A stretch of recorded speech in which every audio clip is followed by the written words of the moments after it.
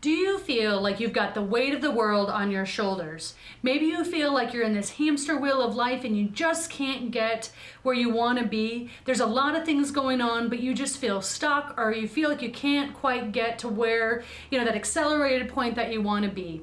I'm Dr. Jen Anaker with Anaker Clinics of Chiropractic. In our office, we always want to educate you.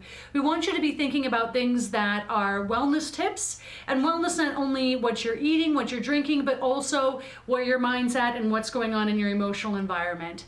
Chiropractic tips, always covering that, and then we want to make sure sometimes to give you a little insight into some of the things that I do for my own healthcare. So in this conversation of not getting to where you want in life, or maybe in your business or with your children, the conversation really becomes around what I talk about, which is motivation versus momentum. Motivation is maybe that spark, that book. As the new year comes, we all reset and go, oh my goodness, I'm going to be motivated to go to the gym and lose weight. And I know I'm going to change up my workout routine, my menu items, get to bed earlier, all those things. And then January 2nd rolls around, let's say, and you find, okay, I wasn't able to execute because I had too much going on and I didn't pick up that traction to really make this a habit. Versus momentum is like a steam engine where it might take a little bit to kind of get things going, but if you have enough steps in place that it can get you slowly to where you want to be, and you find that you're cruising through life with greater ease. So I want to give you one tip to think about today.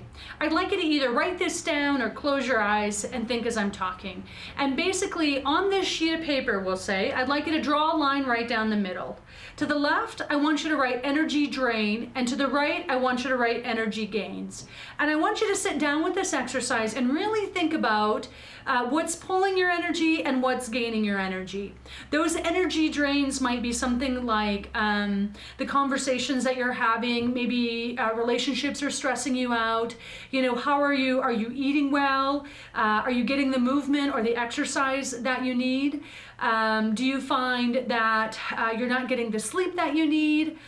Maybe you are taking on other people's problems. And so thinking about what are, on the left side, what are the energy drains versus the energy gains? Who is it that you really enjoy either having conversations with, going to brunch with, coffee with, whatever that is? How do you include more of those community people that you want to be around? And then even something like, okay, again, what are you eating? Are you exercising? And what does your bedtime routine look like? Should you be going to bed a little bit sooner? Taking away also your phone or the computer or the television, an hour to 2 hours before you go to bed. Is it dark in your room? Is it cooler in your house?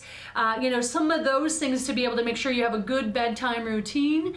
But also the last one that I will say is finding gratitude. Finding gratitude for those simple things. Every night before you go to bed, maybe just saying to yourself, to your partner, to your children, what are 3 things that you're grateful for in the day? And with that simple action, I think you'll start to find that you'll build traction, not only in the energy gains department, but just in your life satisfaction as well.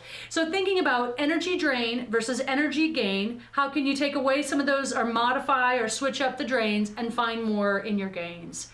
I hope you found this helpful.